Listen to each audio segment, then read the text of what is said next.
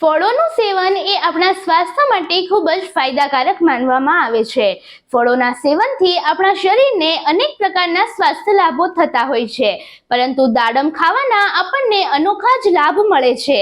નમસ્કાર, હું છું આપની સાથે સાયમા સૈયદ અને આપ જોઈ રહ્યા છો new Gujarati news.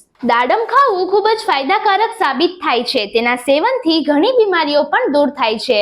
દાડમમાં vitamin, calcium, protein અને પોટેશિયમ જેવા તત્વો મળી આવે છે.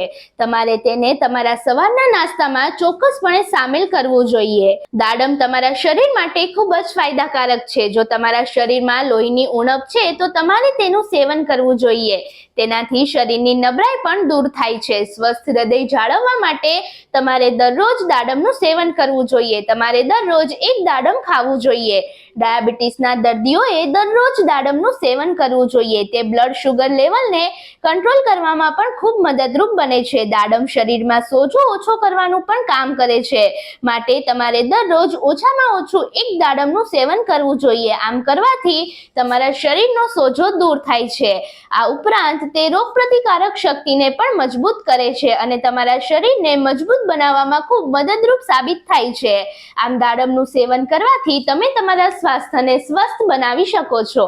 આવી જ અન્ય લેટેસ્ટ અને અવનવી માહિતી માટે જોડાયેલા રહો અમારી સાથે ન્યૂ ગુજરાતી ન્યૂઝ પર.